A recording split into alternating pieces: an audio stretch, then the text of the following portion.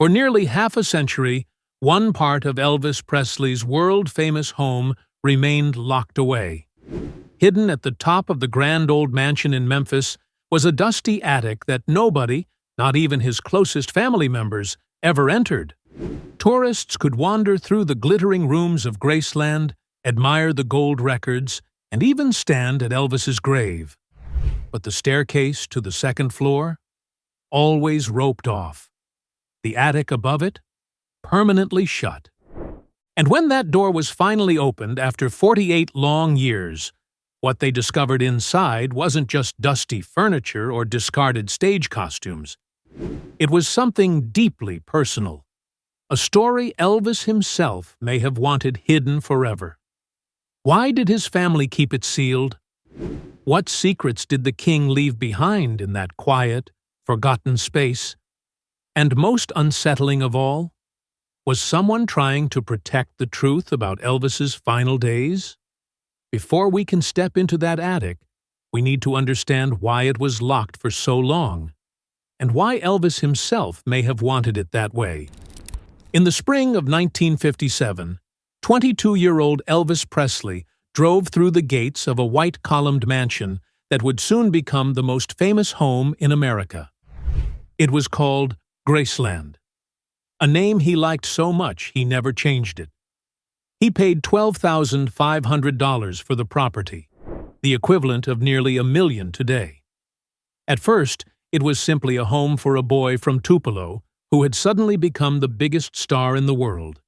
But over time, Graceland became something else entirely.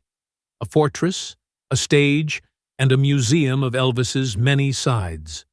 14 acres stretched out behind the mansion, alive with horses, barns, and even a mischievous chimpanzee named Scatter. Elvis loved dressing him in little outfits and taking him to parties. Scatter's wild pranks, pulling up women's skirts, stealing drinks, were the kind of chaos Elvis found funny. The staff used to joke that the chimp was Elvis's untamed alter ego. But Graceland wasn't all about fun. In 1964, as Beatlemania swept America, Elvis created his meditation garden. Among fountains, flowers, and tall white columns, he found a rare sense of peace. Here was the private Elvis, thoughtful, spiritual, even lonely. Yet other rooms told different stories. The infamous Jungle Room, with its shag carpets on both floor and ceiling, was bold and playful. The basement TV room, with 3 sets lined up so Elvis could watch different channels at once, was ahead of its time. And in the racquetball court stood the piano, where he played his very last songs, only hours before his death. Everything changed on August 16, 1977. Elvis Presley, just 42 years old, was found collapsed in his upstairs bathroom. From that moment, Graceland was no longer just a house. It became a shrine.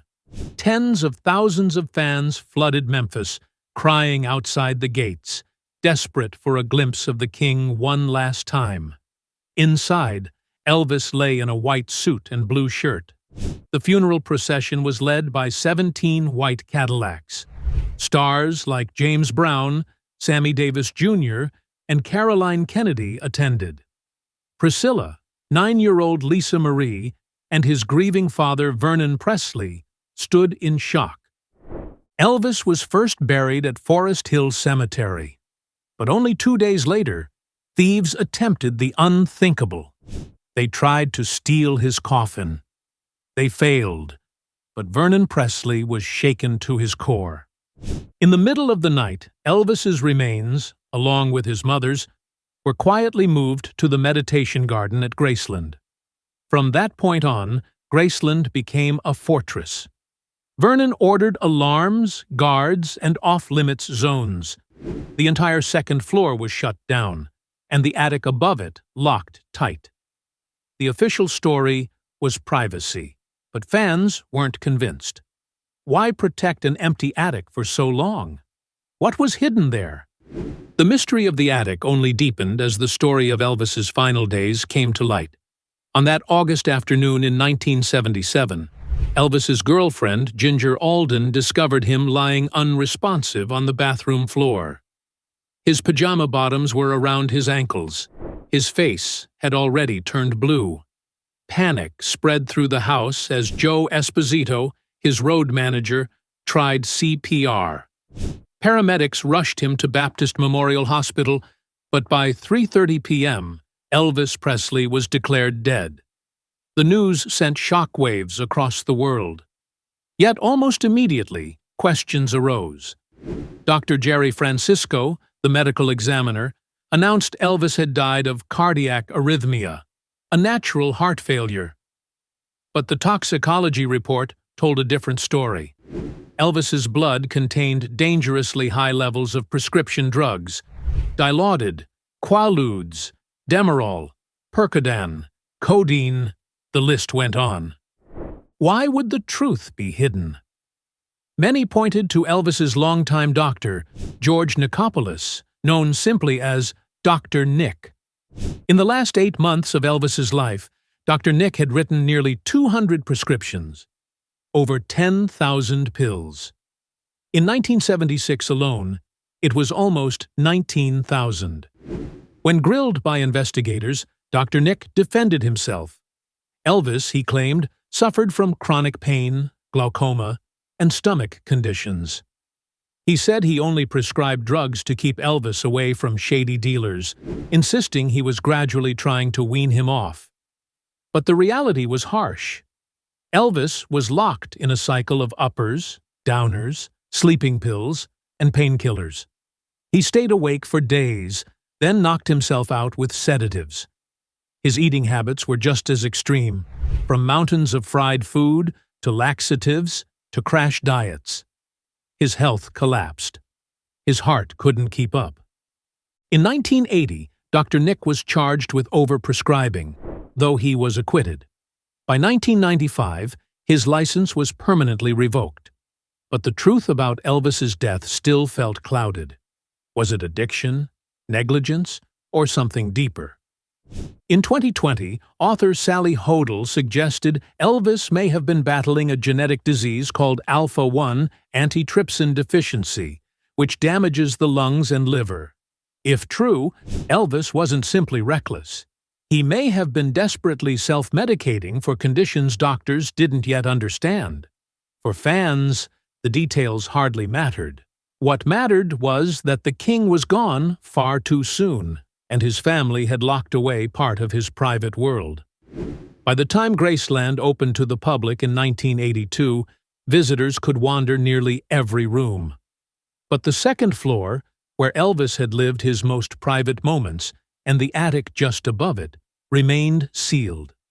The more fans were told, "It's private," the more they wondered. What exactly was up there? And why did the Presley family protect it so fiercely? That question lingered for decades, until January 2025.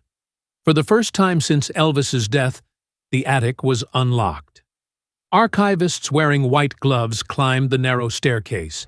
The air was heavy with dust, untouched for nearly half a century. A single bulb lit the brass key as it turned. The door creaked open. What they found inside wasn't chaos. It wasn't even clutter. It was a carefully arranged time capsule, as if Elvis himself had planned it. Boxes lined the walls, each labeled in his handwriting: Tupelo, 1945, Army Days, Hollywood, Vegas, and most haunting of all, After, 1977. Inside these boxes were fragments of Elvis the world never saw. From his childhood, a patched-up teddy bear, sewn by his mother Gladys during the darkest days of poverty. From his army years, a Bible, spine held together by electrical tape, filled with Elvis's own underlined verses and scribbled prayers, the last marking dated August 1977. From his Hollywood years, the leather jacket from Jailhouse Rock, with a note tucked inside reading, "Wear this when you need to disappear."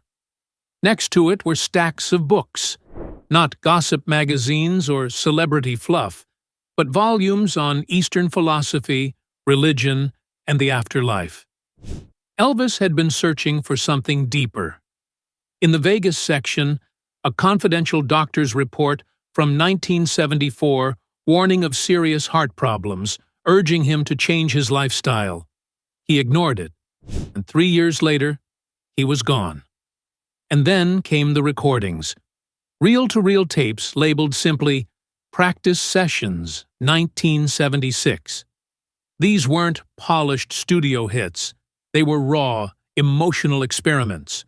On one, Elvis sang Unchained Melody with only his voice. No piano, no band. His voice cracked, heavy with emotion, as if he already knew the end was near. Listeners described it as Elvis, singing directly to his own mortality.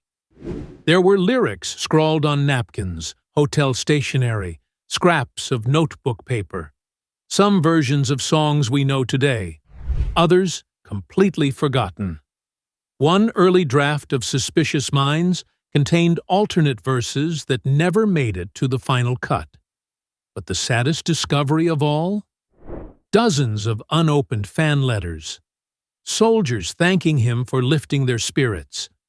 Families explaining how his music carried them through grief. Young musicians begging for advice. One letter, written in 1976, pleaded with him, "Please, take care of yourself. The world needs you." Elvis never opened it. For nearly 50 years, these pieces of his soul waited in silence. And now, the attic tells us more about Elvis Presley than any biography or documentary ever could.